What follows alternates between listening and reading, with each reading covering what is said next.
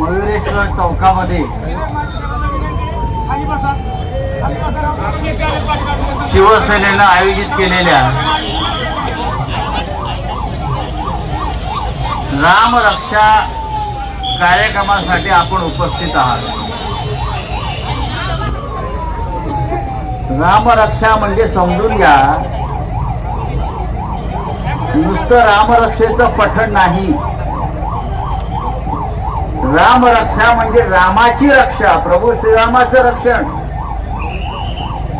सध्याच्या भारतीय जनता पक्षाच्या राजवटीमध्ये अयोध्येत प्रभू श्रीरामाचंच मंदिर लुटण्यात आलं. आपल्याला माहिती आहे, श्रीरामाची दानपेटी लुटली, श्रीरामाचे अलंकार लुटले, सीतामाईचे मंगळसूत्र चोरली गेली. ही अयोध्येतली सध्याची गंभीर परिस्थिती भारतीय जनता पक्षाच्या राजवटीत आली आहे. या राम मंदिरासाठी हजारो करसेवकांनी आपलं बलिदान दिलं. आंदोलनात आम्ही सगळे होतो, त्याच्यामध्ये अटका झाल्या, लोक तुरुंगात गेले. तेव्हा हे राम मंदिर अयोध्येमध्ये उभं राहिलं.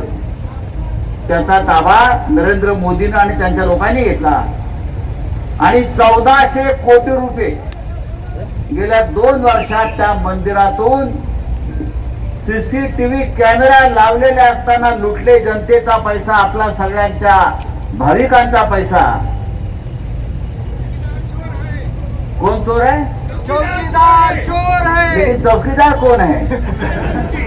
चौकीदार का नाम बताओ.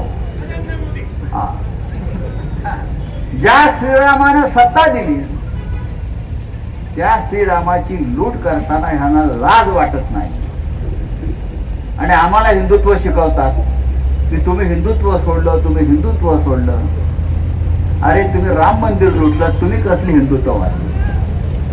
आणि त्याच्यामुळे उद्धव ठाकरे साहेबांनी ठरवलं की महाराष्ट्रातल्या प्रत्येक जिल्ह्यात जाऊन राम रक्षा आंदोलन सुरू करायचं.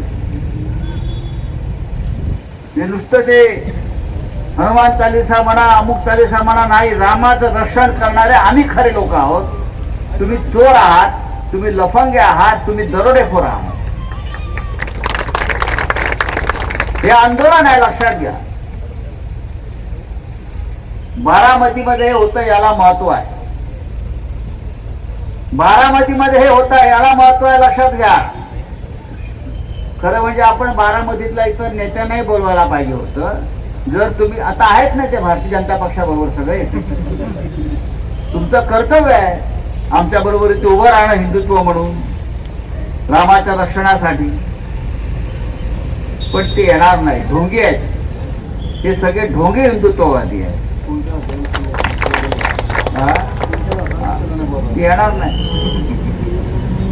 एकेकाळी आपण म्हणायचो कि भगवान को डरना चाहिए, देवाला घाबरायला पाहिजे. आता उलट झालाय, देव यांना घाबरतो. ते चोर आले. अयोध्येतून बहुतेक श्रीराम परत वनवासात जाईल अशा प्रकारची परिस्थिती या भारतीय जनता पक्षाच्या चोरांनी निर्माण केली आहे. मुंबईमध्ये मोठं आंदोलन झालं रामरक्षा. आम्ही नागपूरला गेलो. राष्ट्रीय स्वयंसेवक संघाच्या मुख्य कार्यालयासमोर आम्ही आंदोलन केलं. हजारो लोक तिकडे जमले. पुण्यात, नाशिक आणि आता बारामतीमध्ये आपण करतो आहोत. हे थांबता कामा नये. भाजपवाला दिसला की त्याची कॉलर पकडायची आणि त्याला विचारायचं रामाची दानपेटी कोणी लुटली. विचारा भाजपवाल्यांना. सीतामाईचं मंगळसूत्र कोणी चोरलं, तिचे अलंकार कोणी चोरले, उत्तर द्या म्हणावं.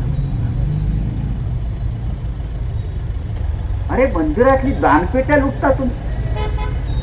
त्या मोदीच्या खात्यामध्ये 10,500 कोटी आहेत.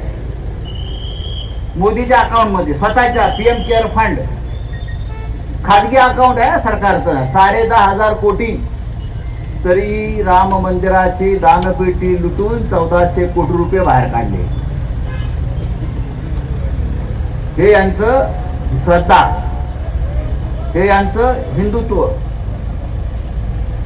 तेव्हा बारामतीकरांनो, जागे व्हा आणि खरा राम कुठे आहे ते शोधा. खरा राम बाळासाहेब ठाकरेंनी उभा केला, आयोजित आंदोलन केलं. बाळासाहेब ठाकरे म्हणाले तेव्हा हे पळून गेले भाजपचे लोक. हिंदू हृदय झाल्यावर ना आम्ही नाही तोडलं, आम्ही नाही तोडलं. तेव्हा बाळासाहेब ठाकरे तेव्हा बाळासाहेब ठाकरे म्हणाले, जर ही बाबरी तोडण्यामध्ये जर माझे शिवसैनिक असतील तर मला त्यांचा अभिमान आहे. त्याच्यामुळे आम्हाला अयोध्येतल्या रामाचं रक्षण करण्याचा पूर्ण अधिकार आहे. राम रक्षेचा अधिकार जर कोणाला असेल तर तो हिंदू हृदय सम्राट शिवसेना प्रमुख बाळासाहेब ठाकरे यांच्या खऱ्या शिवसेनेला आहे, मिंधेला नाही. आम्हाला आहे, भाजपला नाही. आम्हाला आहे, आपल्याला आहे. हे चोर आहे. यांनी बाळासाहेब ठाकरेंचा धनुष्यबाण चोरला, यांनी बाळासाहेबांची पवित्र शिवसेना चोरली.